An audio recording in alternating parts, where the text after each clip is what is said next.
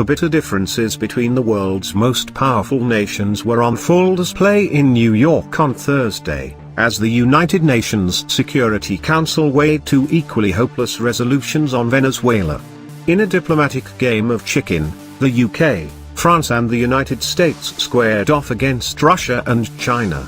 The United States had waited weeks to put forward its draft resolution, which described embattled Venezuelan leader Nicolas Maduro's presidency as the result of elections that were neither free nor fair.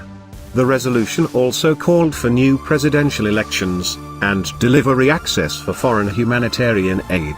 Meanwhile, the Russians were waiting in the wings with a rival draft resolution, which condemned outside interference in Venezuela's affairs, citing unnamed threats to use force against Venezuela.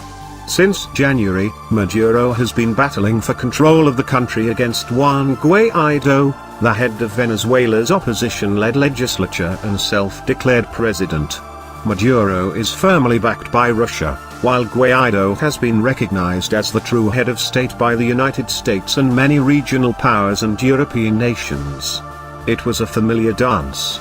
Everyone in the UN knew the two competing resolutions would go down in flames, but the diplomats trooped into the historic chamber anyway.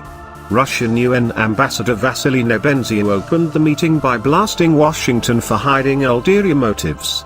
He accused the United States of seeking to gather support for regime change in Venezuela.